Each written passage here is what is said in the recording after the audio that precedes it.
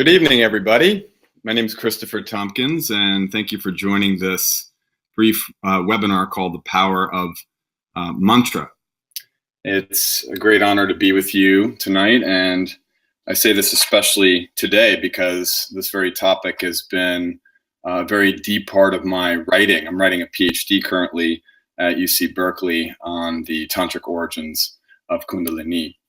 So, in fact, actually, the topic that I went deep into today is a very important passage of my dissertation, which focuses specifically on the role of mantra in the tantric tradition, something that really didn't form too much of a part of yoga prior to the tantric movement that really begins around the 5th century AD. So I want to talk to you a little bit about the importance of mantra in the ritual of yoga. And yoga was indeed considered to be a daily ritual, a ritual that is comprised of a sequence of rites, quote unquote. And when we think about ritual, first of all, we can read this into the way that we've perhaps grown up with the word ritual, and it might not have that pleasant of a taste for some people. Ritual might bring up memories of something redundant or something oppressive in one's religion.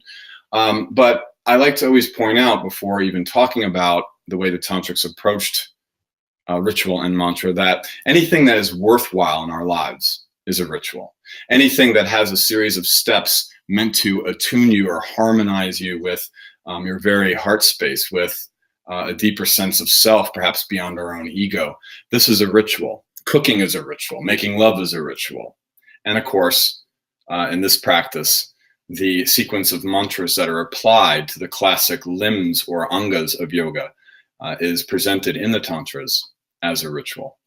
So, for example, we find that in the very little studied tradition of tantric yoga, which is synonymous ultimately with hatha yoga, there's a series of rites that eventually employ the traditional limbs, or the 8 limbs, the traditional angas of Patanjali's classical system of yoga, that is to say, the Ashtanga yoga system.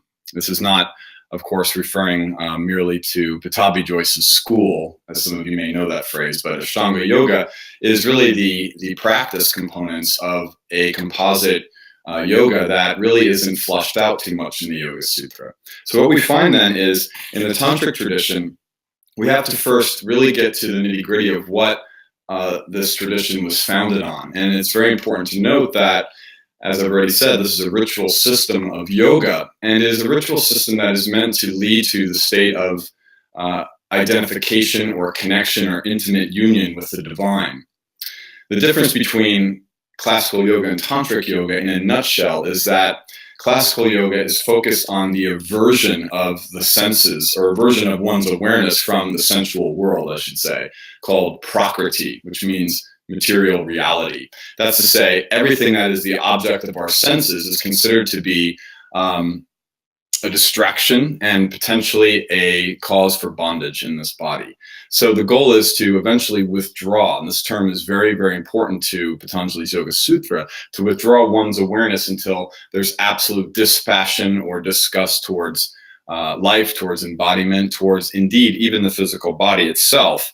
And what we find then is this conundrum that's not really solved according to the tantrics in the Yoga Sutra. Specifically, what are you going to focus on? Well, Patanjali tells us that ultimately one should have devotion to God. But what is God? And how can we know God with this limited body and these senses? Well, his answer is not really complete, but he does say that God is the mantra Om. Om is Ishvara, or God. And Om, the great unstruck syllable, is touted through time immemorial as the cosmic motor or vibration of consciousness in the universe, as the great modern sage Yogananda puts it. So how do I focus on something that is beyond the range of my senses? Indeed, how can I hear Om or see the light of Ishvara, said to be available, glimpses of it available at the point between the eyebrows? Well, again, this is left kind of with a fill in the blank. And the tantric tradition, if you will, is a tradition that fills in those blanks and then applies the limbs of Patanjali, but with a specific trajectory, and that is through the practice of mantra. Indeed, the tantrics called themselves not tantrics. Tantra is the name of their sacred text. Tantra is something woven with wisdom, something expansive. Rather, the Tantrics refer to themselves as the followers of the path of mantra. And there's two types of mantras that perhaps come to mind when we think about the word itself, or as it's been introduced to us. The first is perhaps more commonly known as what I call, and what's called in the Tantras, a mala mantra. That is to say, a phrase like Om Namah Shivaya, where you have a seed mantra like Om, but you're praising a notion of the divine, whether this is outside of you or inside of you, or perhaps the Gayatri mantra, right? This is a garland or a mala in Sanskrit of several words put together that's really used for devotional purposes. But what we're talking about specifically in the tantric renovation of Patanjali's yoga are seed mantras. The seed mantra is literally a single or monosyllabic vibrational sound that always or almost always ends with the sound that corresponds with the seed point in Om at the third eye, the so-called B vibration of the Anuswara. This is the M with the dot in Om, or over the half moon that you might see in the Om syllable when drawn in Sanskrit. This sound is hum. And the goal of this yoga then is to break through this so-called palate blockage or granthi, so as to access the higher chakras, particularly the seventh chakra at the crown of the head, through actualizing the power of these seed mantras or vibrations of the divine, in a practice that ultimately reverses the goal of yoga of the Yoga Sutra. Whereas Patanjali has the goal of withdrawal of one's senses into a space of identity with the soul, but even that can't quite be realized while in a body. The Tantrics take his 8 limbs, yama, niyama, asana, pranayama, pratyahara, dharana, dhyana, and samadhi, and apply mantras to these practices, seed mantras, so that through a 3-part pranayama practice, choreographed or performed simultaneous with meditations, visualizations of the chakras, and ultimately recitation of these seed mantras, we create this coiling of energy or sonic force in the body that has the power of breaking open the so-called granthis or knots that carry lifetimes worth of karmic emotional blockages. In short, mantras have the vibrational power when these seed mantras, when pronounced and uttered in these or through these yogic practices, of breaking through all the blockages that are said to be the source for the suffering of all human beings. So very briefly, I'd like to read you a couple passages here to give us a sense of the context of where mantras fall into daily practice. Now, this is a passage from the famous Tattva Chintamani, a 16th century tantric work by Purnananda. Great name, right? He who is full of bliss, or he who represents the fullness of bliss. And this text of his, written in Bengal in Eastern India, in English means the jewel essence of purest reality, the Tattva Chintamani. And he kind of drops in with this highlight of a particular mantra practice that involves the recitation of a triad, 3 seed mantras, that is then followed by a particular devotional practice that's ultimately the highlight of this yoga for him. And in Sanskrit it reads, this passage, Sacha pradakshina gyeya sarva devauga tushtida ashtotra shatam yastu devyaha koya pradakshinam namaskaram sat samyoga sarva kama masadya paschat moksham apapnuyat. Our namaskara practice, meaning, and I'll put in, a little caret here, meaning prostration, a series of prostrations from which we get modern Surya Namaskar, is known to gratify all these gods who are within you as you circumambulate your sacred center or your altar, your murti. The pradakshina or circling namaskara practice is followed by the recitation of the 100 names of the goddess or of the Shakti, 108 names, sorry. Performed regularly or daily, this Samyoga, uses this term, Samyoga practice cultivates a basis for attaining all of one's desired goals. And this is followed by liberation.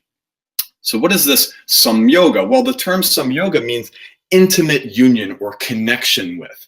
And here we see the full flowering of what I'm talking about, where the 8 limbs of Patanjali are engaged, including the last of his niyamas, or daily observances, this namaskara postural practice that comes down to us as asana vinyasa, or that is its source, is performed with or followed by a seated mantra practice in which we engage pranayama and the other components of yoga, first with a series of single seed mantras that are raised, uchara, literally uttered or ascended through one out-breath up and down the central channel, where they are used to break open the granthis, or the blocks, as I mentioned.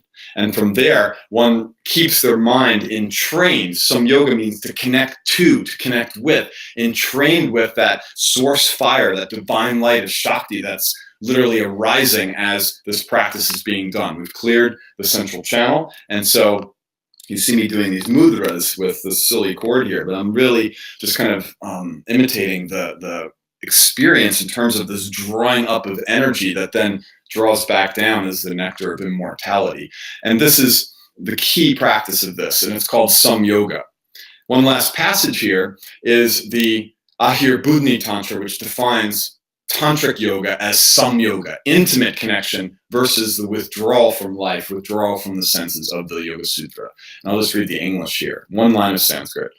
Jiva para samyoga ashtanga, ashtanga yoga shabdhartataha. Samyoga yoga iti ukto jivatma paramatmano ashtanga esha katito yenatma drishyatam gata. Specifically, this liberating practice is recognizing that return to one source is inevitable. Yoga for us is defined as samyoga, the intimate connection or immersion of one's own inner soul with the supreme soul of the universe. This Esha Ashtanga Yoga Kakito is engaged through the 8 components of yoga. And this is done Drishyatam Gata Mantranam, through engaging the seed mantras of this practice. So just minimize that for a second. And by the way, please, as you see in your panel, I believe on the right of the screen, please send in any questions, and I'll get to those in just a minute. So I think this is a good time to mention that I'll be presenting a mantra-based practice called Samyoga. Quite fitting, right? That corresponds to the new moon cycle in the next 3 months. And this is a powerful and transformative practice, as indicated, that I'll give you some more details on just a bit. And also, there's a special offer tonight for anybody who is a part of this webinar with me, so stay tuned for that. So what we have then in this particular Samyoga practice is a zooming in of a particular portion of the daily yoga experience of the tantrics. And specifically, it's the point after the physical or asana-based yoga or namaskara-based yoga, Surya Namaskar, is complete. We come to the ground after chanting literally the physical postures that equate to a series of seed mantras. That is to say, 12 postures in the classical namaskara that repeat a series of 6 seed mantras. And these are the 6 seed mantras of the chakras. But when we first sit down, and we'll engage these 6 seed mantras once again, there is always a triad of seed mantras that is first engaged in the practice of uchara, so that we have the triad, which represents the yoni, or the womb, both pointing up as the rising power of the mantras, and I can't really do the reverse, but pointing down from the crown, or from the third eye, representing the yoni, or the womb of the mother, birthing herself as the sonic vibration of 3 core seed mantras, which will change from deity to deity. Each tantra has a different Ishta Deva, or chosen deity. So, for example, in the course that we'll be starting on Thursday, the Ishta Devi there is the goddess Sharada, the goddess of the autumnal moon, the goddess of rejuvenation of the autumn. And her seed mantras are Om, Hrim, and Klim. So the practice first engages literally the invitation, or in Sanskrit, the avahana, the summoning or the inviting of the goddess down fully. She is your breath. She is your life force. She is the mental energy, all of this energy that keeps you alive. But when we engage this practice, we bring in an abundance of her amrita, her deathless the deathless nectar of immortality that is personified or imbued within these three seed mantras, Om, Hrim, and Klim. There's also a fourth, Sauhu, which represents the seed in the middle. But these three mantras are then actualized after this energy is visualized with an inhalation coming down into the root, the Muladhara. We then see or visualize towards the base of the body an upward pointing triangle as we recite each of these mantras slowly with one long utterance supported by a three-part pranayama.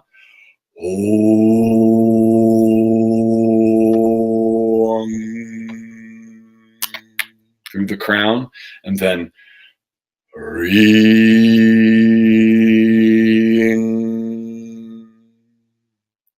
and finally clean.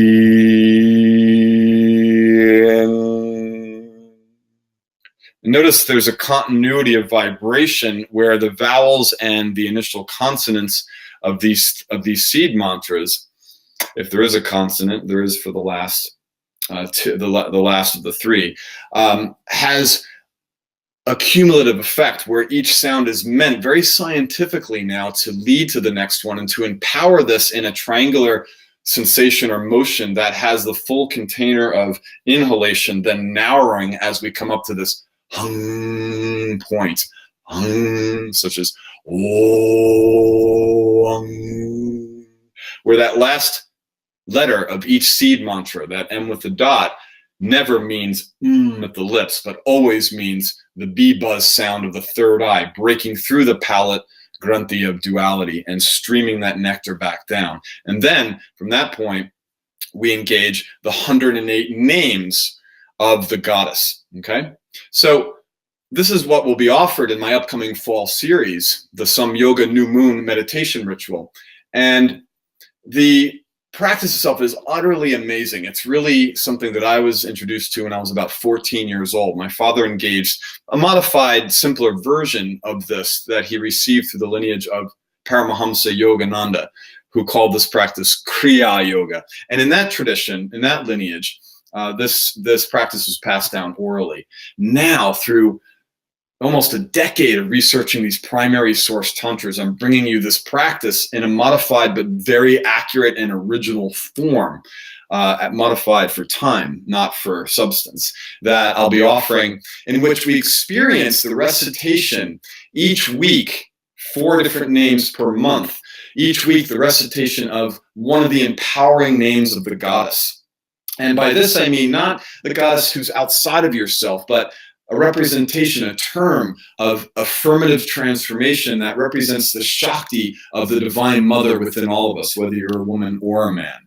And these names are recited then following this ascending seed mantra practice. Each name is recited with those seed mantras. So for example, for our first week, we'll be chanting to the name, let's bring these names up here, the name Swayambhu, she who is the power, our own power to rebirth ourselves. Chanted Om Hring Kling Swayambhave Namaha, Om Hring Kling Swayambhave Namaha, 108 times, so that the mind becomes so entrained, first with the vibrational power of Om Hring and Kling, and secondly with the affirmative, transformative power of that name of the goddess, which is one of the Shaktis that matches each of our new moon month frameworks. So in other words, for this first month, we'll be doing, our theme will be turning within, right? Turning within in the moments of the subtle breath that reflect or correspond to the darkening days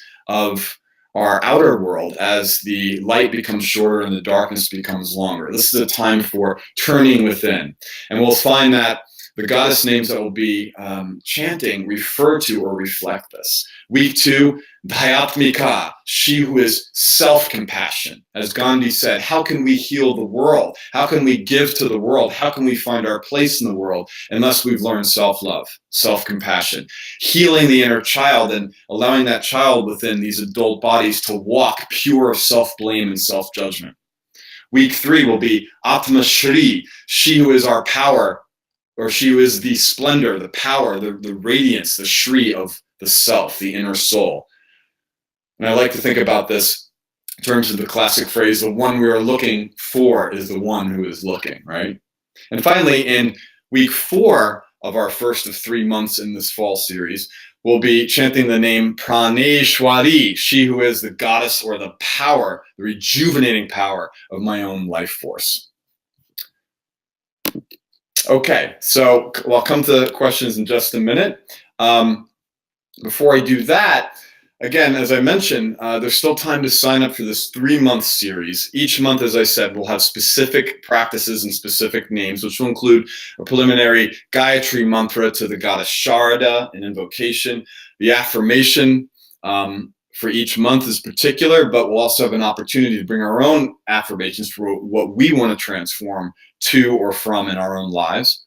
And this first month begins with the new moon on this Thursday and every new moon thereafter.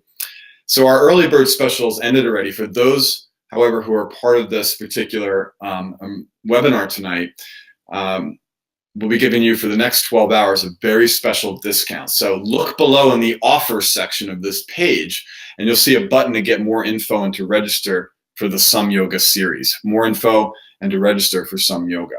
Before you click on it, here's a couple more important details. So we need to close registration by Wednesday night, as the new moon is Thursday.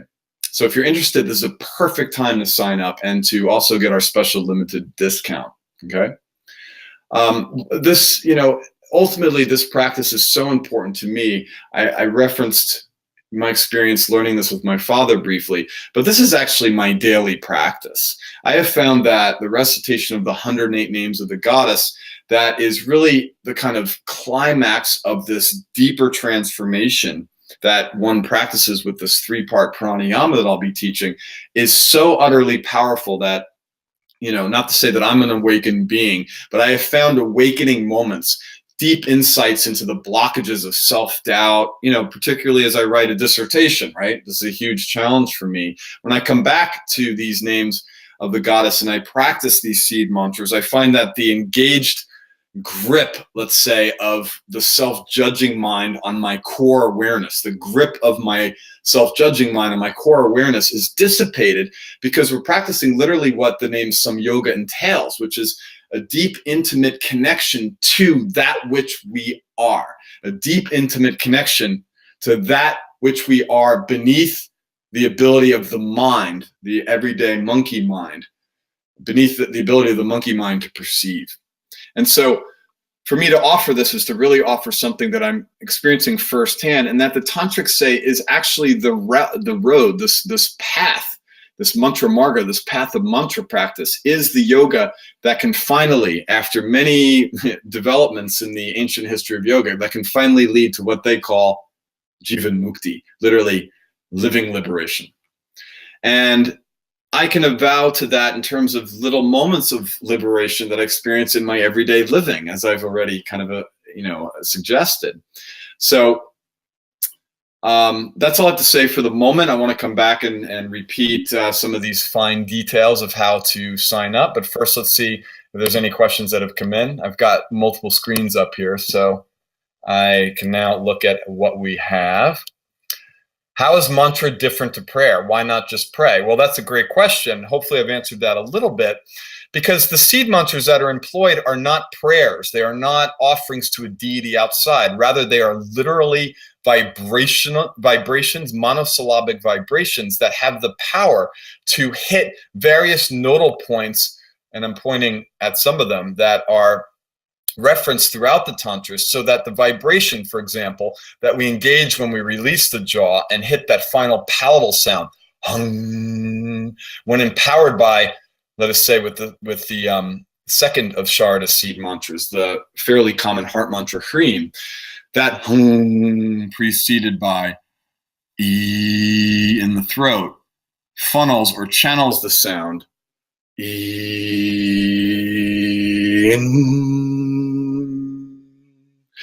bolstered by the semivowel in Hreem, shapes the tongue in such a way that the energy is even more acutely pointed at the third eye palate, grunty or not.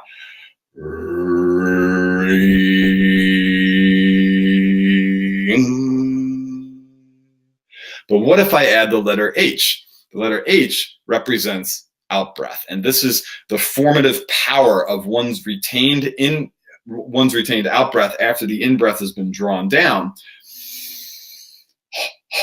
So that huss sound reverberates between the navel center and the heart. And it is the power of exhalation that brings that, again, that triangular power, that broad sense of kumbhaka retention upward.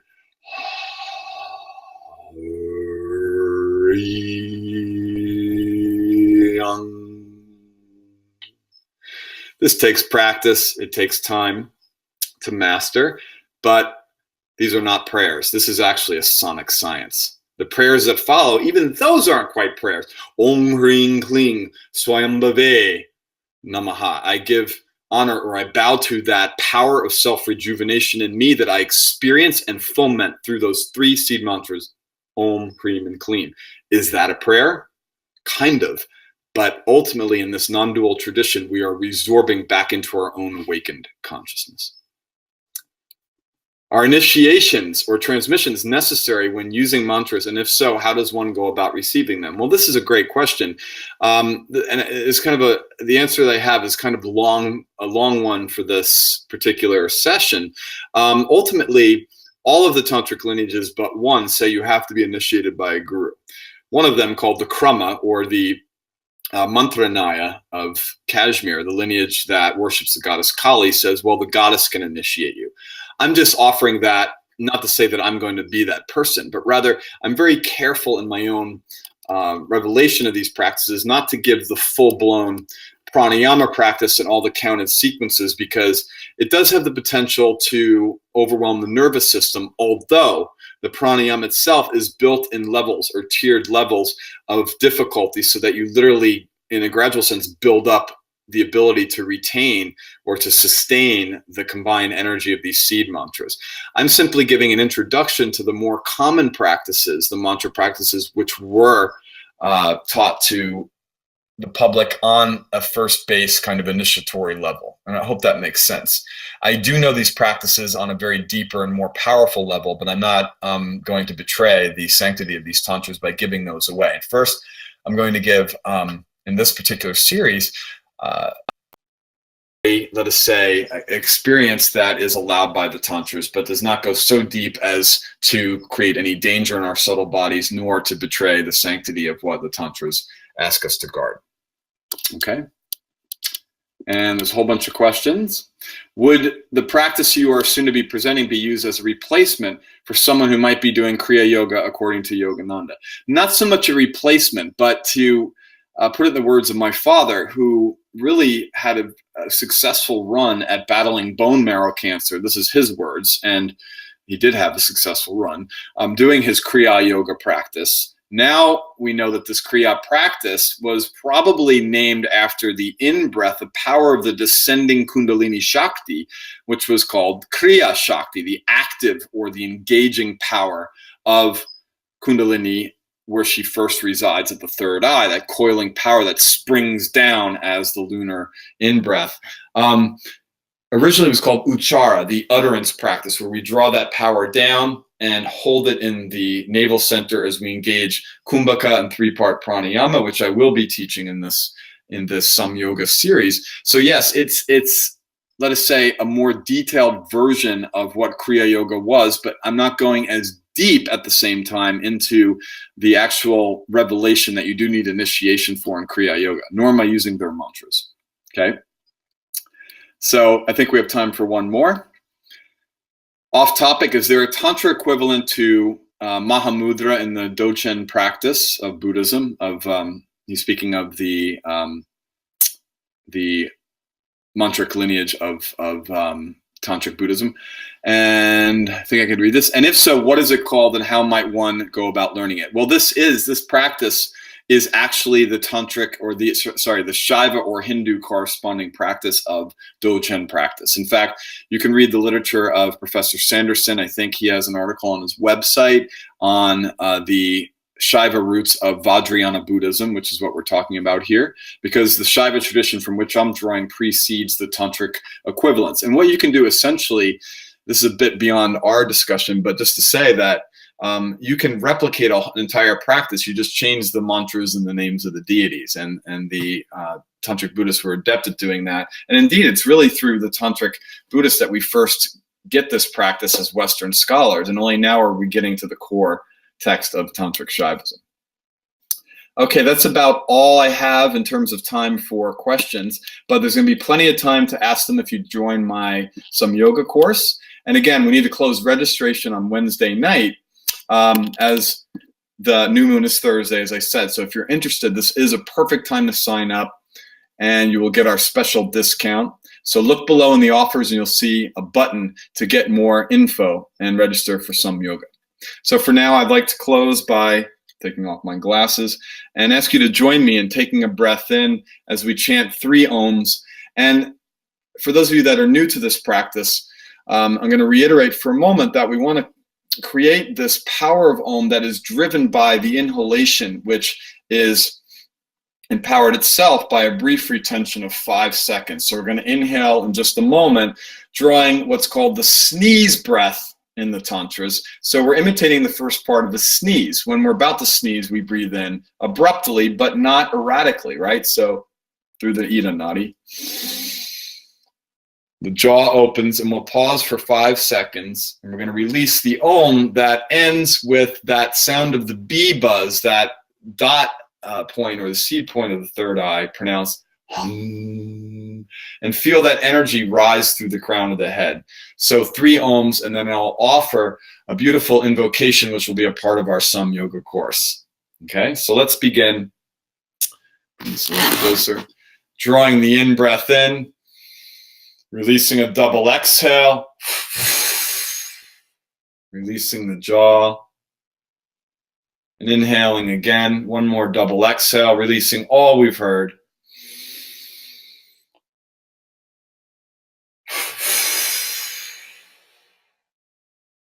And now inhaling for first of 3 ohms, pausing for 5 seconds at the peak of your inhalation, opening the heart lotus.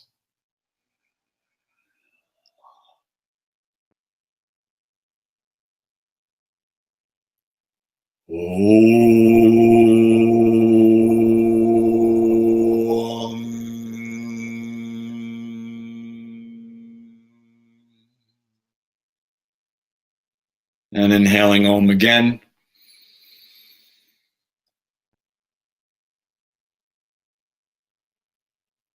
Om.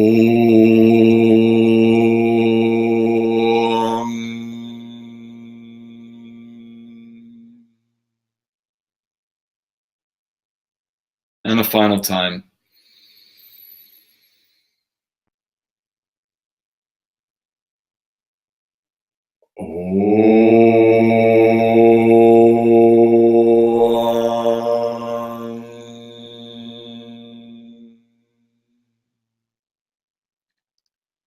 Let us slowly draw our hands to our hearts, exhaling the space of a lotus flower in between your hands.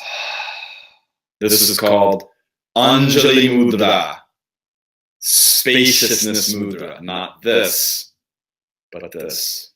Space in the jaw, space in the heart. Mirroring that space, we can hold the image of ourselves as a young child, perhaps a photo of yourself that you know that comes to mind as a child.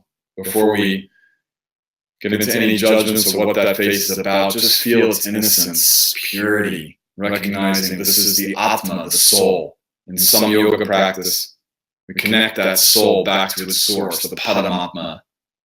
And here is one of the affirmations that we'll be experiencing in a deep way in our course. At the end of it, let us chant a single Om together as we receive the blessing and the power of this affirmation, folding our hands onto our heart. But we'll begin like this. Aham Devo Nachanyosmi Brahmaivaham Nashoka Bhak Satchidananda Rupoham Nitya Mukta Swabhavavan. Aham Devo, I am the divine. Nachanyosmi, I am nothing else.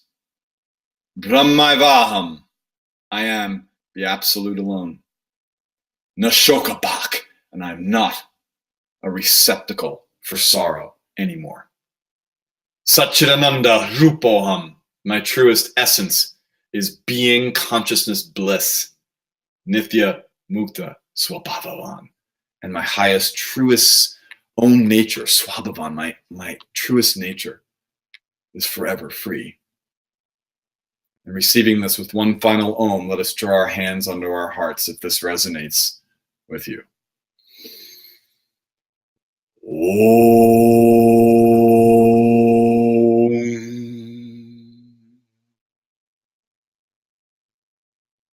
Thank you so much for joining me, and I hope to see you in our Samyoga immersion. Namaskar, namaste.